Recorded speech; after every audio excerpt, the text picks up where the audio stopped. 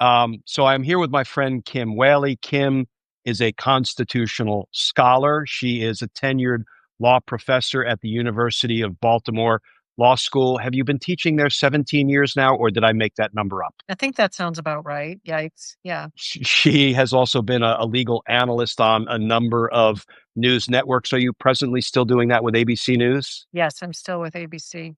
And Kim, as I always say, is the author of a whole bunch of not how to books, but why to books, um, how to read the Constitution and why, what you need to know about voting rights and why. And really, the book that is of moment is the Pardon Power book that she wrote not too long ago. Pardon Power: How the Pardon System Works and Why. Though I'm wondering if it is working at this moment.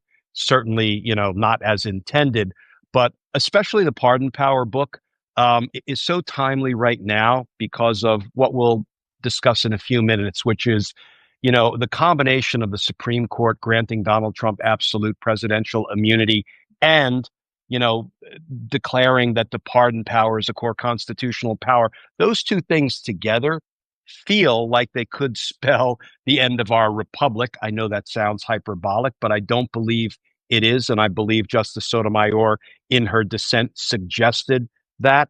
So we're going to leave that till the end. But first of all, thank you for jumping on with us, Kim. Always such a pleasure to chat with you, Glenn. And I appreciate you and I appreciate your whole team that is committed to this work, which is so critical and vital, not just for us, but for our kids and our grandkids. The millions who can't vote, right? They can't vote for their freedoms. They can't vote for their liberties. They can't vote to sustain democracy. They rely on the adults in their lives to do it. And the only way we can do that in an informed way is to have these kinds of conversations, to educate ourselves on how the system works and to share what we know and enlarge our circle. So I'm always up to chatting with you, Justice Warrior Glenn. Well, and the reason I texted you early this morning, Kim, is because I read your most recent piece about what's going on in the shadow docket, and I know you have an uncanny ability to break it down into understandable, digestible, layman-friendly terms. So, what I wanted, and let me encourage everybody now, and I will do it again later, to please follow and subscribe to Kim's Substack. It is at Kim Whaley, Whehle. She is now calling it the Little Law School, which I think is a great branding of it. And here's what I want to do. I want to just read the opening salvo of your brand new piece, and then we'll launch into a discussion of the shadow docket.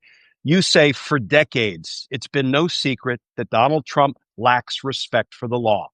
Since he took office in January, the rule of law has taken too many body blows to count.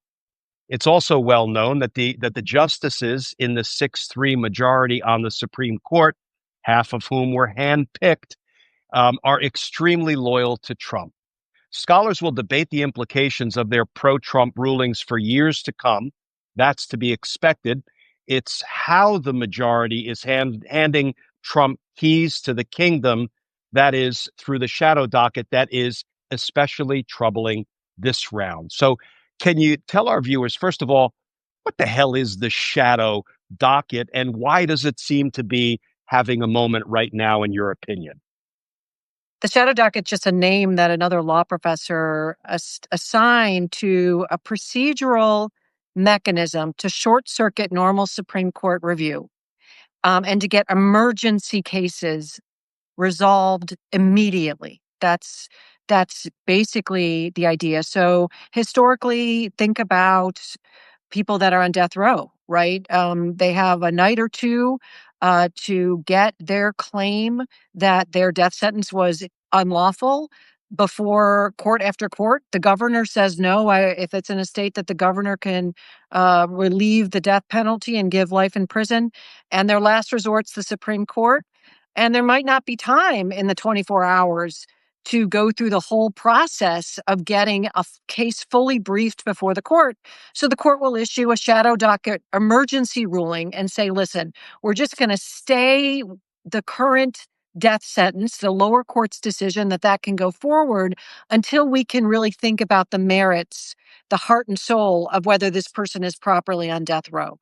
And so what's the full process? The full process for getting something before the Supreme Court is you've got to file a brief, a motion, a long piece of paper asking the court to take your case. It's called a writ of certiorari. 4 justices have to agree to that. And that has other briefs like opposition, should you even take it. When they take it, then they'll schedule it for full briefing. You get each side gets really long briefs, gets a reply brief, and then you have amicus briefs. It could be hundreds and hundreds and hundreds of pages. Law professors, interested parties weigh in. The idea is the court gets all kinds of points of view on the topic because they know they're making law for the ages. It's not just for that case. It really, when the Supreme Court interprets the Constitution, it's like an amendment to the Constitution. Glenn, if you and I do it, it takes supermajorities in the state legislatures and in the federal Congress to get an amendment. 5 justices who are there for life, appointed, not elected, get to do it.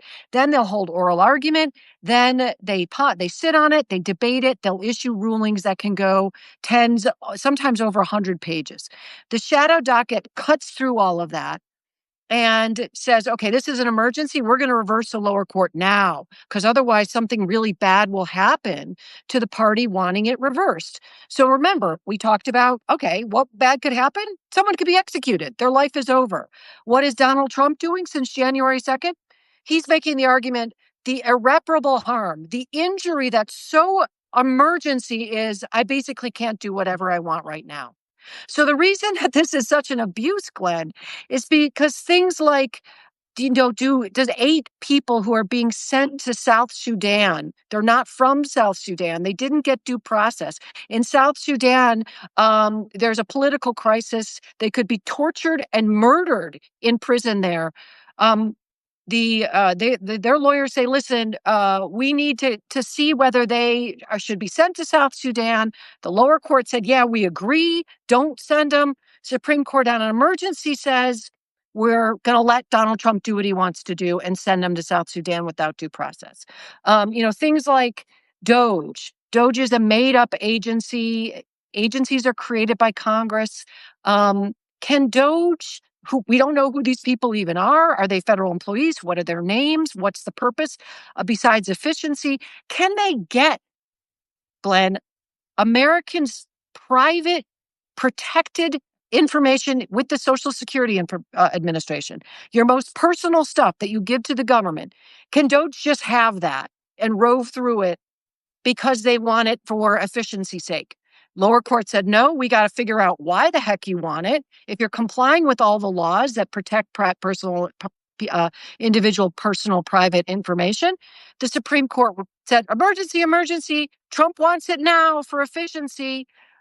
Doge, whoever you are, gets all that private information on an emergency basis. So the Supreme Court is sidestepping the deliberate, thoughtful process of getting the briefs, hearing the oral argument, and explaining its ruling, giving us one paragraph, reversing the lower courts, giving Trump what he wants on this fictitious notion that it's an emergency when presidents don't get to do what they want right away. I mean, Glenn, if that was the standard, we wouldn't even have any lawsuits against the government because they would always get to do whatever they wanted because their argument would be, I would have to wait till litigation is over. We'd never be able to sue the federal government. That's the standard that the Supreme Court appears to be adopting for one president only, Donald Trump, because they certainly weren't this amenable to Joe Biden's emergency petitions.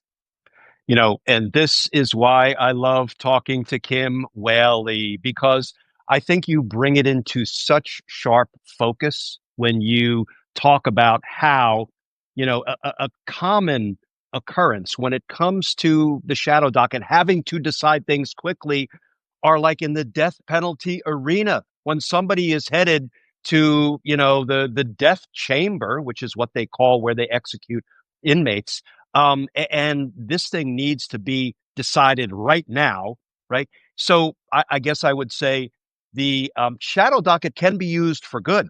It can be used to protect the rights of people, who are in this emergency situation. In layman's terms, maybe somebody on death row wins a reprieve because the Supreme Court puts a temporary stop to the execution while they more fully flesh out the legal issues involved.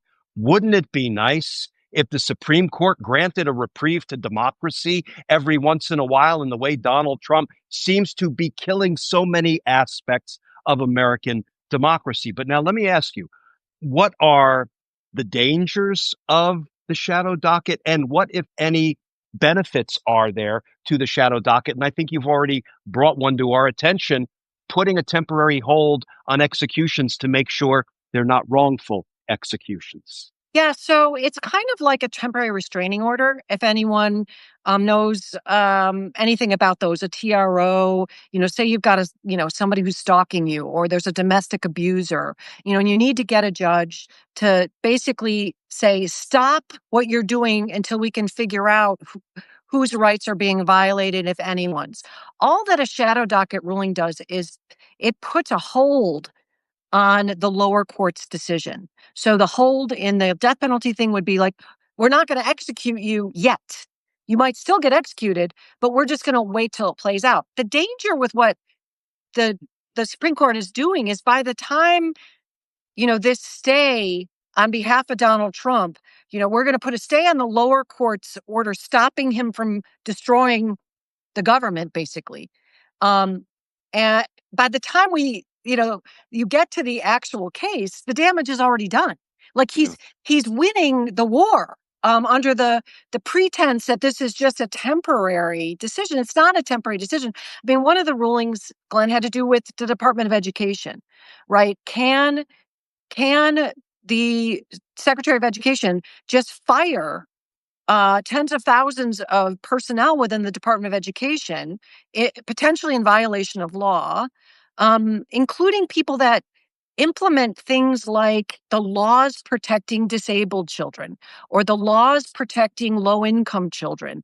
The people who actually write the checks from the federal government to local schools. The lower court said, listen, the status quo is what's in place until the case gets resolved. Supreme Court said, no, no, no. It's not the status quo. It's what Donald Trump wants Right. that is in place until the case gets resolved. Well, by the time they get around to maybe ruling that the lower court was right and that the president can't just ignore acts of Congress and throw away agencies, the agency's gone, Glenn. The people they're lost their jobs. These kids suffered from whatever benefits they didn't get. Like, the schools didn't get the money they were supposed to get because there was no one there to write the checks. So they had to close, or they had to close down programs. I mean, the Supreme Court is letting Donald Trump do all the damage and saying, oh, we'll get to it later, when we all know, using our logical minds, listen, the wrecking ball already smashed the building. So, I need the injunction now to stop the government from smashing the building. Because if you let them smash the building now, I won't get it back later. And that's essentially the court saying, no, no, no, we're going to let them smash it now. And then maybe later we'll require that he put the pieces back together. I mean, so that's one of the problems. The other problem, Glenn, is that these are major issues of constitutional importance. The Due Process Clause of the Fifth Amendment. Congress's power to appropriate money, to decide how it's spent. Congress's power to create agencies. Congress's power to dissolve agencies, USAID. Congress's power, we'll see what happens with the tariffs. Congress's power to decide how the president gets to hire and fire certain people, like Lisa Cook of the Federal Reserve Board. When you're going to change precedent, you're going to alter the Constitution. It's birthright citizenship. That case was on the emergency docket. It's black and white in the 14th Amendment. Historically, when the Supreme Court's going to make major changes to constitutional law or reverse decades of precedent, one case, Humphrey's Executor, 90-year-old precedent, the court basically did away with it in 3 of these emergency petitions. Lawyers, judges, the public needs to know why. We need an explanation. We need to know, why did you change the law? Why did you ignore the Constitution? Why is this old law that we've been living under for 90 years now all of a sudden gone? And there's some ambiguity as to whether these shadow docket rulings count as precedent. Lower court judges have treated them as not precedent because there's no explanation. But at least in one instance, the Supreme Court chided a lower federal court judge and not following these one paragraph rulings with no explanation. So these lower judges are lost in the dark. And some of them, I know one of them spoke to your former network, NBC, and said, listen, we feel like the Supreme Court doesn't have our backs. They're reversing us willy nilly, and we don't know what we did wrong. It turns the whole idea of irreparable harm on its head. Because as you point out, there would be no irreparable harm if the status quo, like, congressionally funded government agencies and the people employed by those agencies continued to do the hard work of the American people in accordance with the law and with Congress's funding of those agencies, and taking the time to actually fully litigate those issues. It doesn't seem like there is irreparable harm in keeping the government functioning the way the Constitution envisions it should function. And as you point out, and when you point it out, it infuriates me anew, because there is no irreparable harm if Donald Trump's government is made to wait until these issues can be fully litigated by the Supreme Court. So let me ask you this: why? Why, in your opinion, we can't look in? I think about my 30 years as a trial court prosecutor. I can't tell you how many times I heard the judge instruct juries, ladies and gentlemen, there's no way to look into the workings of the human mind, right? We don't have that ability. That's why you get to infer motive and intent from conduct and statements. If you had to give your best estimate as to why they're doing this, what would your take be on that? Well, the other piece to the irreparable injury, Glenn, of course, is that they're ignoring the irreparable injury to the government employees who lost their jobs. They're Yeah. ignoring the irreparable injury to the students who now don't have a decent education or don't have the Department of Education there protecting their rights. So there is irreparable harm by what they're doing, which underscores the importance of your question, which is why are they doing it? I mean, I'm writing, you mentioned I'm a tenured law professor. I'm writing actually a scholarly piece on this to try to make sense of it and be fair to these justices. And what I think it is it goes back to Trump versus United States, the case from June 2024, 1 year, that fundamentally rewrote our constitutional order, where it gave presidents immunity from committing crimes. They can commit all the crimes they want so long as they use their constitutional Article 2 presidential power. If they use their personal power, you can still prosecute them. But if they're using the power, that's the scary stuff, the one that can really ruin people's lives, they're unaccountable. And so if you imagine, I think like the lesser include it subsumes the greater subsumes the lesser. That is, if presidents commit crimes with no oversight from Congress or judges, then it seems to me they can take civil actions. They can restructure the government. They can hire and fire people. They can do less troublesome, less potentially menacing and damaging things under this umbrella of sovereign power. I mean, I really think these justices have this view of presidents like they're kings. And they really think that because there's only one president, that's not a panel, that they have unilateral authority to use that power as they see fit. And I think they believe, appears to be, they believe in a consolidation of governmental power behind one person. Now, of course, the cynic in me says, well, what's good for the goose should be good for the gander. That is, they should have had this view of presidential power when Biden was president, and they didn't. So I hate to say it, Glenn, because I have deep respect for the Supreme Court. I've not appeared before the Supreme Court. I've written briefs in the Supreme Court.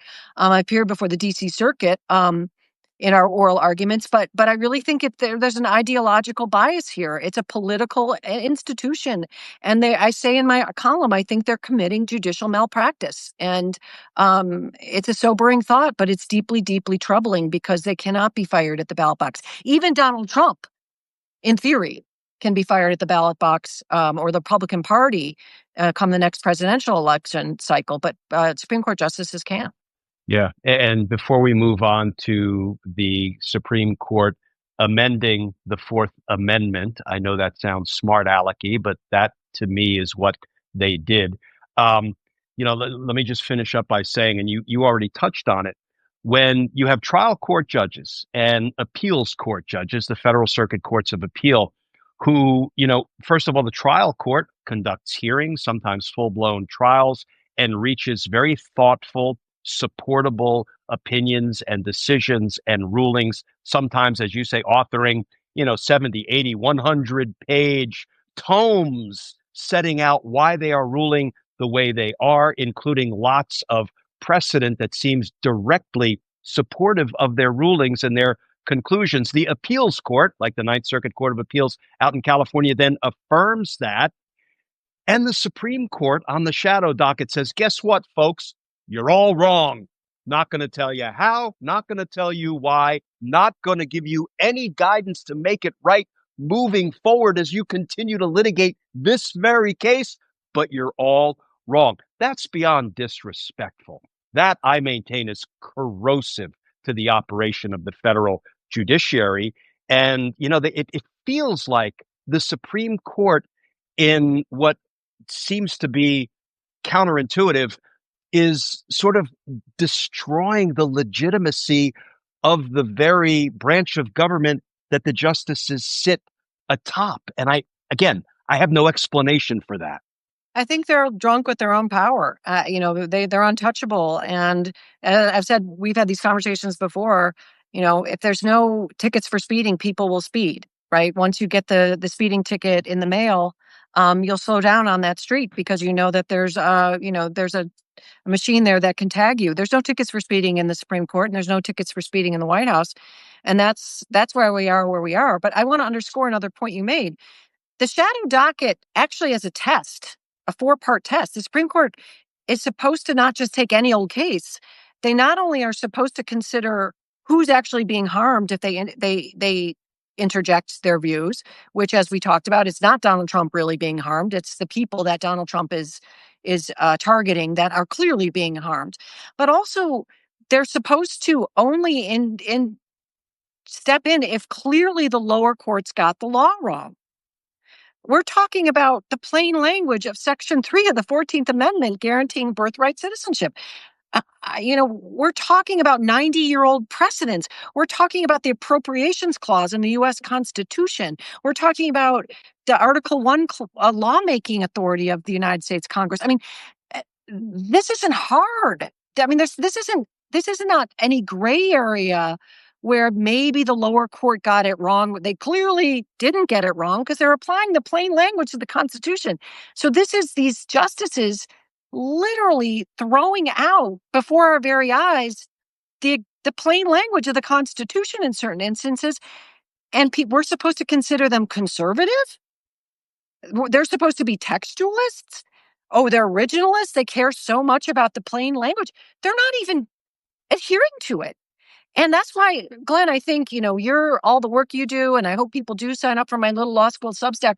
I think it's so important for people to understand what's really going on in the court, because these words, conservative justices, are thrown around, but they're not conservative. They're radical.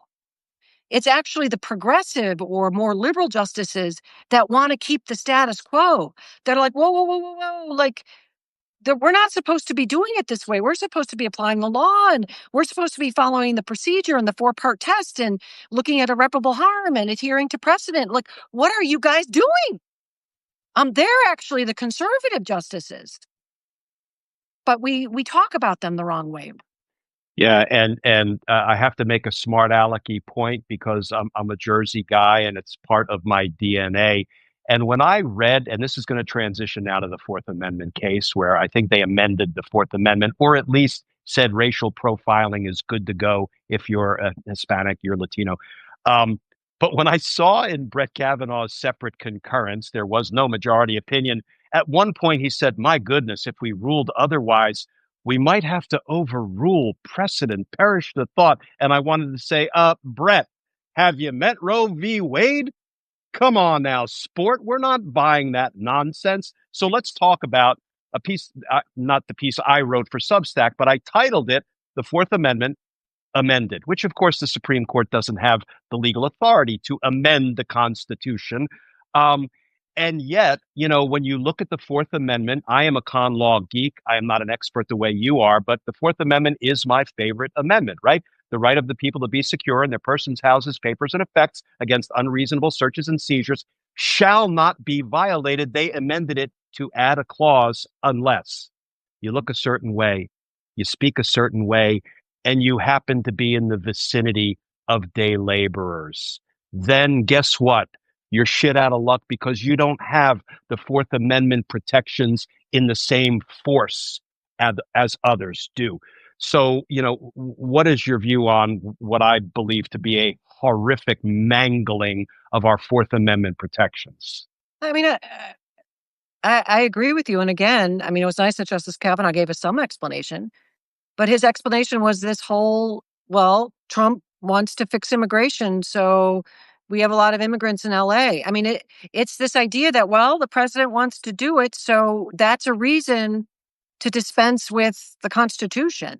I mean, and I know you having, with all your vast prosecutorial experience, you know better than I do probably. You've got to have reasonable suspicion that someone violated the law. And in the dissenting opinion, I think it's Justice Sotomayor, she says, speaking Spanish, being of a certain nationality or a race, and being at a car wash where you work, there's no reasonable suspicion of the commission of a crime. It's pure racial profiling. And, Justice Kavanaugh acknowledged that this could be illegal, that the practice could be illegal. There was no dispute. The government wasn't trying to pretend they weren't doing this. They flat out admitted that this is what they do. And he admitted that there's even violence potentially. But he said, well, that's just what happens. Immigration policy sometimes just needs to take this course because we have a lot of immigrants that some of which are not here in a manner consistent with the law. So rather than actually apply the Fourth Amendment, we'll just stop anybody who has a certain race. I mean, it's really troubling in particular, Glenn, because as you may recall, the Supreme Court recently held that the consideration of race in college applications, what some people call affirmative action, but it's basically just allowing people to let admissions counselors know that they're Black, for example. That is a violation of the 14th Amendment's Equal Protection Clause. And Chief Justice Roberts, in his majority opinion, says eliminating discrimination means eliminating all of it, except when it comes to the Fourth Amendment and taking people's liberty, right? I mean, when you're talking about affirmative action, you're not talking about taking people's liberty. You're talking about whether they can put that as part of their persona about who they are on their application. The people that are harmed are the white folks that maybe, they are claiming they don't have as equal shot because they can't claim that kind of minority status. I mean, that goes on and on. But the harm here is that people are losing their liberty, even if it's just temporary. It goes back to the Magna Carta, Glenn. I mean, this is why the nobles in 13th century England threatened the monarch and said, we're not going to go along with you being such a bully anymore unless you agree to certain things. One of this is notice and an opportunity to be heard. That, of course, is due process. And of course, the framers of the Constitution didn't want the redcoats, the British Army, just barging into people's houses and searching and seizing pursuant to what was known as a general warrant. The king's curious about what's going on with you. The king can just have access to all your personal information. And that, not only in the case you mentioned, but also in this Doge case with our personal information relating to the Social Security Administration, these Supreme Court justices are saying, sure, they can have all of it because Trump wants it. And let's face it was Judge Breyer, I think, in the California case, if I'm not mistaken. Judge Charles Breyer, right? You're talking Yeah, about Judge Charles Breyer. And at first he had put a preliminary injunction in place, and of course that didn't survive appeal. So then he had a hearing on the merits and found that there was, quote, a mountain of evidence. That's Judge Breyer's term, showing that ICE agents, federal agents, are sort of violating the Fourth Amendment writ large. And all he did was put an injunction in place that, in substance, said stop violating the Fourth Amendment. And the Supreme Court vacated that. They threw it out in a very real sense, saying no, continue violating the Fourth Amendment using racial profiling. And here we are. So let Well, me and also, Glenn, one more other point is I'm sure you picked up the Task Force 51, which was the combination of the California National Guard that had been co-opted by Trump as well as the Marines, right? Um, they were trained not to do this, and it came down from the Defense Department. No, you can do it anyway. So the point is that even the training, as I'm sure is consistent with every law enforcement apparatus in the entire country, is reasonable suspicion.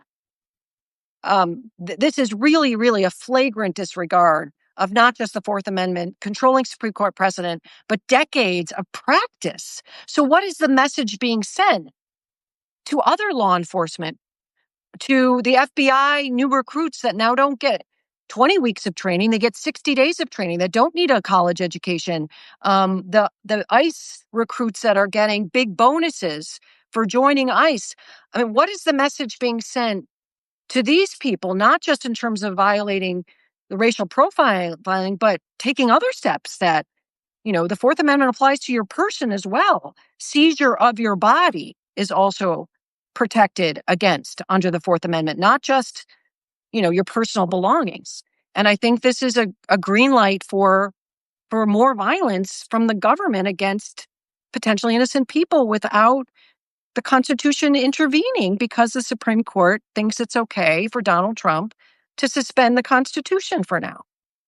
And Donald Trump is having a day because he is somebody who told a gathering of police chiefs from around the country, for example, when you put a suspect in the squad car, don't be so nice and gentle. You don't have to protect their head from the door jam when you're putting them in the car inferentially. Just go ahead and bang their head into the door jam. And this is the same guy who during campaign rallies, when some protester was, making his or her voice heard, exercising their First Amendment rights, Donald Trump would say things like, knock the hell out of them and I'll pay your legal fees. It feels like Donald Trump's sort of his appetite for violence is having a moment and is in part being sanctioned by the Supreme Court. And that leaves us in a horribly dangerous place. Let's finish up with this, though we could do hours on this topic. I will never get over and never stop talking about the presidential immunity decision. You mentioned the name of that case, the caption, and I think that caption speaks volumes. Yeah. Trump versus the United States of America, right? And that is really the age we're living in. It is a wannabe dictator, an aspiring autocrat against the United States of America, against we the people in so many ways. And, I wonder if you agree with Yale Law professor and constitutional scholar Akhil Reed Amar, who wrote, I think, famously now in his Atlantic piece. In that case, the presidential immunity case, the Supreme Court ruled that the Constitution is unconstitutional. And, I don't know how they did it. I guess maybe the why is, again, they want to consolidate power in the chief executive. I don't know. But what is your view of that? And do you think there's any hope? I already know the answer to this question, that maybe that will be revisited, in the near term, not 40, 50, 60 years later, like we had to wait for, Dred Scott to be corrected, Plessy versus Ferguson to be corrected, Korematsu to be corrected. Do we have any hope that that may be remedied in the years to come? Well, yeah, we have discussed this before, Glenn, as you know, and I've like read this opinion many times, painstakingly, line by line, trying to understand it, and the dissents. I think there's America before Trump versus U.S. and there's America after Trump versus U.S. I don't think it's possible to to overstate, I should say, the significance of that ruling, because it's all about incentives and disincentives. Donald Trump made really clear in his private life and during his first presidency and during the campaign. He's convicted on 34 felony counts. The other two or three indictments didn't make it to trial, thanks to the federal courts and the Supreme Court. Um, but he came into office making clear he doesn't care what the law says. He doesn't care, right? The Supreme Court took away the consequences for not caring about the criminal laws.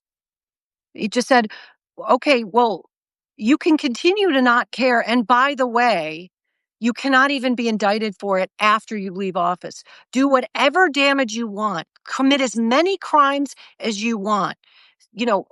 Sky's the limit. Steal money from the taxpayers, assassinate your political enemies. I mean, read the dissenting justices. They're talking about this. You are off scot-free. No one can touch you. You are untouchable. So is it a big surprise, Glenn, that he's acting like he's untouchable? Is it a big surprise that he's blowing through legal guardrail after legal guardrail after legal guardrail? The question is no longer, and we're lawyers and we do this for a living, and I encourage everyone, again, to continue to educate themselves.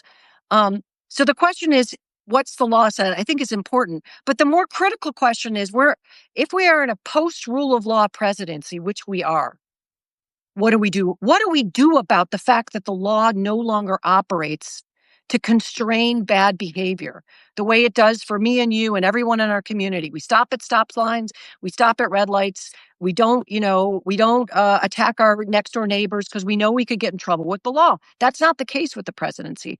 I mean, so to answer your question, in the old days, I don't know. We're not in a world where we can project in 10 or 20 years what it would be like in a functioning American democracy with a functioning Supreme Court.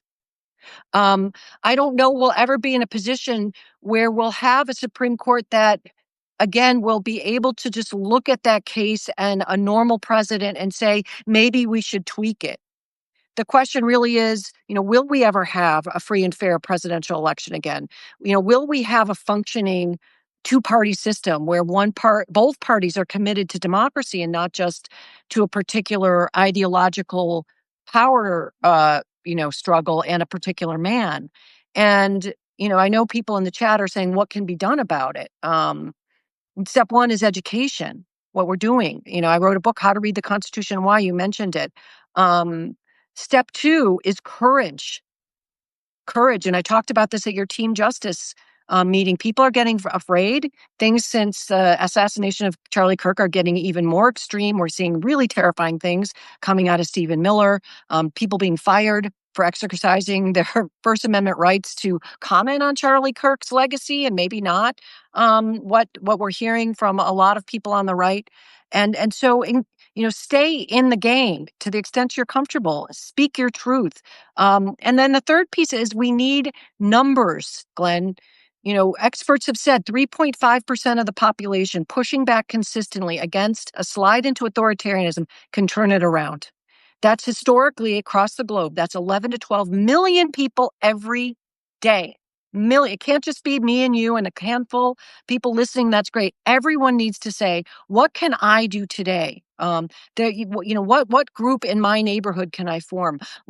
Have a coffee clutch or get together, start a book club on democracy, educate some young people, go to the United States Capitol and knock on the door of your representatives, stand out there, meet people, talk to people who don't agree with you.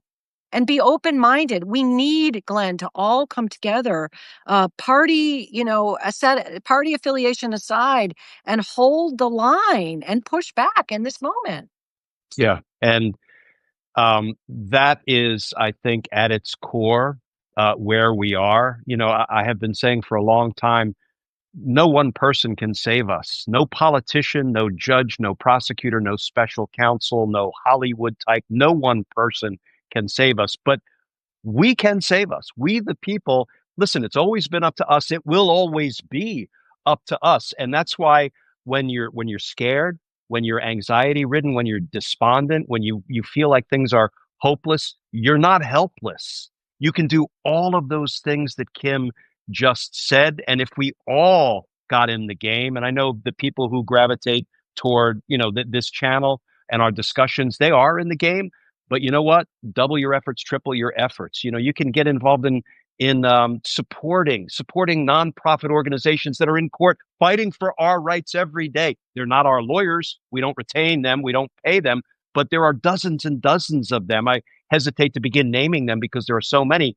Help them. I mean, if you can donate, donate. If you can support them with a door knocking campaign or whatever, you can write voter postcards. You can obviously call and write and text and email your elected officials, not just in Washington, but everybody from the member of your town council and your school board, your mayor, your governor, up through your United States senator. And something that Senator Sheldon Whitehouse said not too long ago when I was interviewing him, you can reach out to your friends and colleagues and family members and coworkers in red states and urge them to contact their elected officials. If you happen to live in a blue state, reach out to the folks you know in red states and get them to do it. And the other thing, this is not my idea, it's Senator Whitehouse's, post every day how Trump and his policies are hurting you and your friends and your neighbors and your family members and your coworkers, and just flood the zone with accurate information about how much damage is being done. And it doesn't matter if you have 2 followers, 200 followers, or 2 million followers. If we all engage every day in every way we can think, we can get to that 3.5%. I believe we can get to that 3.5%. Yeah, Colleen L just asked, how do you get to that if the Trump and the GOP doesn't care? I mean, I don't know, but that we've never been at a point where that many Americans have come together to fight for democracy. And I think the magic can happen, Yeah. right? We won't know until we get there. But I do think when we get there, then something will shift. And it's not something we can predict because we've never really been there before. I love the movie Dunkirk, if you've seen that, around the Second World War, about how the Allied forces needed to be rescued from the beaches of Normandy. And, the British got out with their little fishing boats.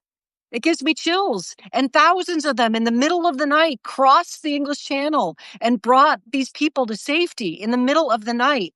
I mean, that's just such a beautiful representation of what can happen when a collective consciousness comes together around freedom and liberty. So I don't have the answer, but I do believe if we all come together around this higher calling, I have no doubt the magic will happen.